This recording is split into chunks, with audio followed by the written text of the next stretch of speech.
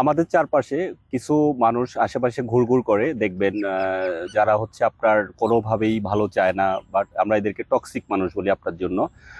সেটা হচ্ছে আপনি ভালো কিছু করেন এরা আসলে কখনোই পছন্দ করে না আপনার। কিন্তু সব সময় দেখবেন এটা আপনার আশেপাশে ঘুরতেছে থাকতেছে, খাচ্ছে ফিরতেছে, কিন্তু আপনি কখনো আসলে অনেক সময় এদেরকে বুঝতে বুঝতে দেখা যাবে যে কয়েক বছর লেগে যাবে। তো এদের থেকে আসলে দূরে থাকাটা একটু কষ্টকর হবে, কিন্তু তারপরেও আমরা হচ্ছে এটা করা উচিত। না হলে না আমরা কখনো না এগিয়ে যেতে পারবো না, একটা সফলতা পাবো না। কারণ হচ্ছে আপনি যদি একটু আহ 10 কদম আগান, ওদের কারণে আপনি দেখবেন যে আরো 5 কদম পিছিয়ে চলে আসতেছেন বা পিছিয়ে গেছেন।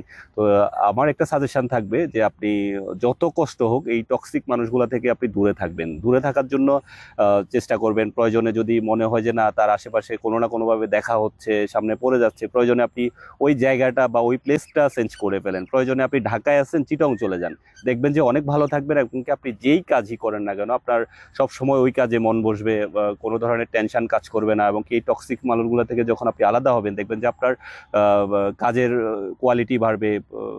সব কিছু মিলে আমার একটা সাজেশন যে আপনারা এই আশেপাশে যে টক্সিক মানুষগুলো থাকবে তাদের থেকে দূরে সরে যান, যে কোনোভাবে হোক দূরে সরে যান। দেখবেন যে আপনি জীবনে অনেক ভালো কিছু করতে পারবেন।